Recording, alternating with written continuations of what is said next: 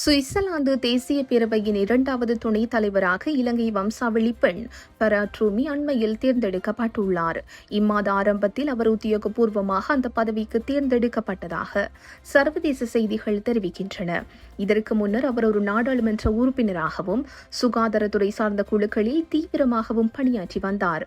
இந்நிலையில் இலங்கையை பிறப்பிடமாக கொண்ட ஃபராட் ரூமி சுவிட்சர்லாந்து நாடாளுமன்றத்தின் கீழ் சபையான தேசிய பேரவையின் இரண்டாவது துணைத் தலைவராக தேர்ந்தெடுக்கப்பட்டுள்ளார்.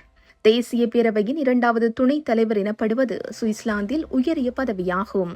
இவர் 1991 ஆண்டு டிசம்பர் 28 அன்று இலங்கையின் கொழும்பில் பிறந்தார். தனது 6வது வயதில் பெற்றோருடன் சுவிட்சர்லாந்துக்கு குடிபெயர்ந்தார். 2021 ஆண்டு மாகாண சபைக்கு முதல் முறையாக அவர் தேர்ந்தெடுக்கப்பட்டதை அடுத்து அரசியல் பயணத்தை ஆரம்பித்தார். 2023 ஆண்டு சுவிட்சர்லாந்து நாடாளுமன்ற தேர்தலில் போட்டியிட்டு நாடாளுமன்ற உறுப்பினராக தெரிவு செய்யப்பட்டார். இதன் மூலம் சுவிட்சர்லாந்து நாடாளுமன்றத்திற்கு தேர்வான முதல் இலங்கை வம்சாவளி நபர் என்ற பெருமையை பெற்றார். தற்போது நாடாளுமன்றத்தின் இரண்டாவது துணைத் தலைவராக மிக உயரிய பதவிக்கு தேர்ந்தெடுக்கப்பட்டுள்ளார்.